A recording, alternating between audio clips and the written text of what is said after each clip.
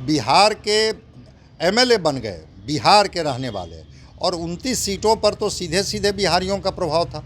और इसका रिफ्लेक्शन तो कल प्रधानमंत्री के भाषण में देखने को मिला, जब उन्होंने खुद अपने को कहा कि मैं भी पूर्वांचली हूँ। तो पूर्वांचलियों का सिक्का तो चला कि वो जो 500 रुपये का टिकट लेके आते हैं और 5,000 का इलाज करा के जाते हैं, ये कैसे लोगों को कनेक्ट किया ये बात, कैसे बीजेपी ने इसको डिस्कोर्स में लाया और लोगों को अपील की। चूँकि कभी कभी भावनात्मक मुद्दे जब अपील कर जाती है ना, तो फिर जनता वोट की चोट से उसका जवाब देती है। और बिहार और जो पूर्वांचल के लोग हैं वो पॉलिटिकली इतने कॉन्शस हैं कि जब तय कर लेते हैं तब तो फिर बदलाव के वाहक बन जाते हैं। और बिहार तो उसका गवाह रहा है कि 74 वर्ष का बूढ़ा जब गांधी मैदान में निकलता है इसी बिहार से, तो पूरा देश अंगड़ाई लेने लगता है और बदलाव का वाहक बन जाते हैं। नमस्कार, आप न्यूज़ 4 नेशन देख रहे हैं। मैं हूं आपके साथ वंदना। हमारे साथ बात करने के लिए हैं राजनीतिक विश्लेषक डॉक्टर संजय कुमार।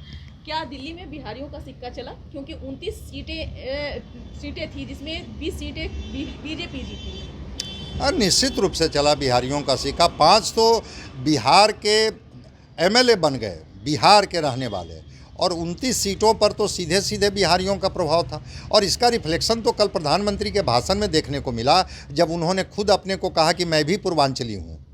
तो बिहार को और उत्तर प्रदेश को अलग न जोड़ करके, वो चूँकि बिहार, बनारस, वो सब का जो इलाका गोरखपुर का है वो एक ही है, इसको हम लोग अलग करके न देखें।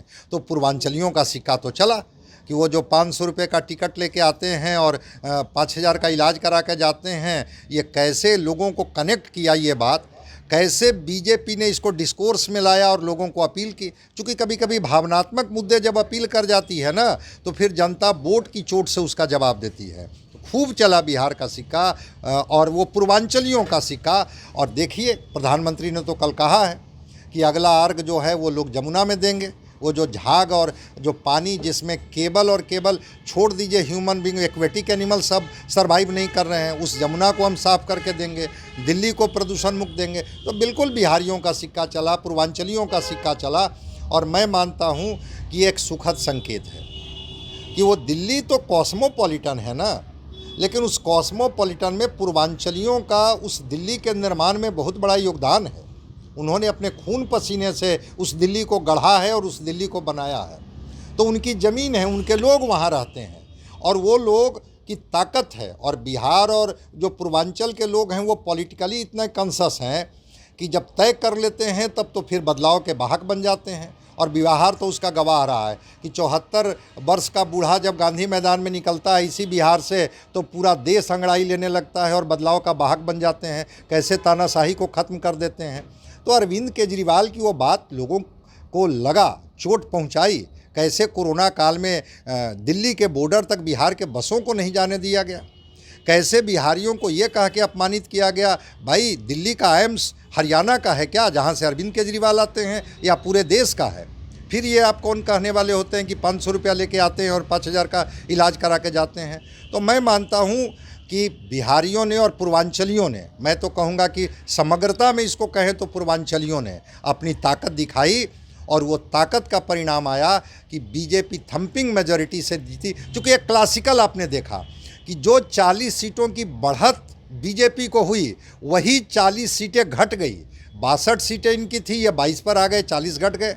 और ये 8 सीट थी पिछली बार बीजेपी को, और ये 48 पर चले गए। तो 40 सीट का तोहफा तो पूर्वांचलियों ने ही दिया। मैं 29 तक भी सीमित नहीं हूँ, चूँकि उसमें बिहारियों का खून पसीना, बिहारियों का श्रम, बिहारियों का मेहनत जुड़ा हुआ था। इसलिए परिणाम में पूर्वांचलियों का, बिहारियों का डंका बजा, इससे इनकार नहीं किया जा सकता है। बिहार की राजनीति में और बिहार चुनाव में कितना प्रभाव पड़ेगा?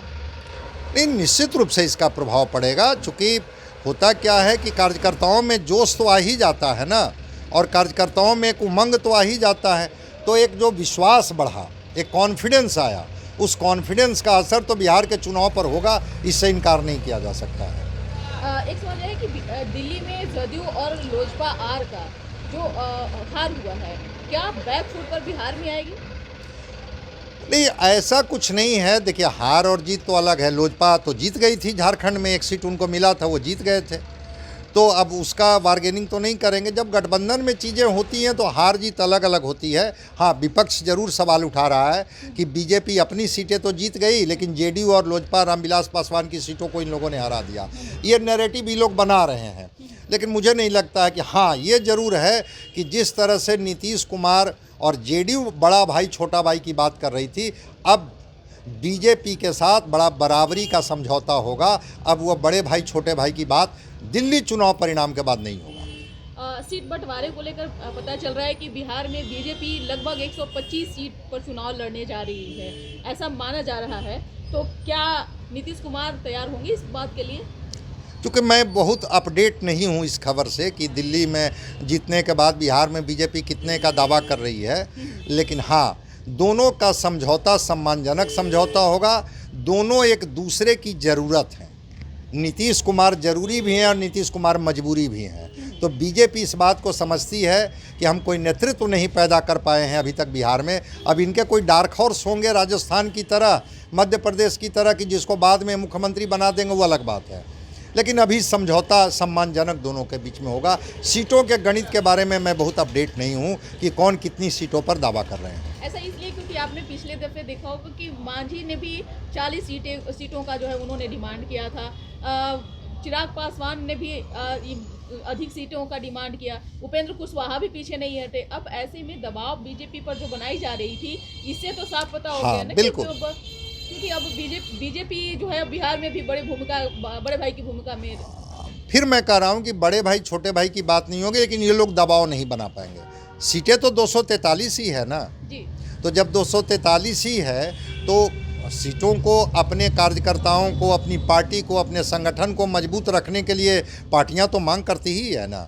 लेकिन एक सम्मानजनक समझौता होगा। और बिल्कुल मैं आपके इस प्रश्न से सहमत हूं कि जो सीटों का दबाव बनाया जा रहा था, कभी मांझी के द्वारा, कभी चिराग के द्वारा, जो मिनटों में लात मार रहे थे अपने मंत्रिमंडल से, अब वो लात मारने वाली बात ख़त्म हो गई।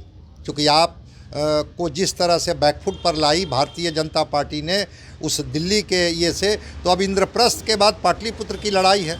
देखिए परिणाम क्या होता है। सीटों का दबाव कम रहेगा और इस तरह की जो जिसको बड़बोलापन कहते हैं, पार्टियां कह रही थी कि हम 40 पर लड़ेंगे, हम 100 पर लड़ेंगे, हम 150 पर लड़ेंगे, इस तरह के बड़बोलापन पर शायद विराम लग जाएगा और बीजेपी पर दबाव निश्चित रूप से कम होगा।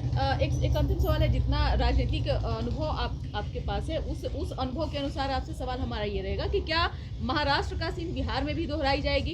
क्योंकि सीएम कोई और, चेहरा कोई और, ऐसा हो सकता है? ये परिणाम के बाद मैं तो डार्क हॉर्स की तरफ आपको इशारा किया ही कि भारतीय जनता पार्टी ने कोई चेहरा घोषित किया क्या? दिल्ली में नरेंद्र मोदी चेहरा थे, वैसे ही बिहार के चेहरे तो नीतीश कुमार होंगे।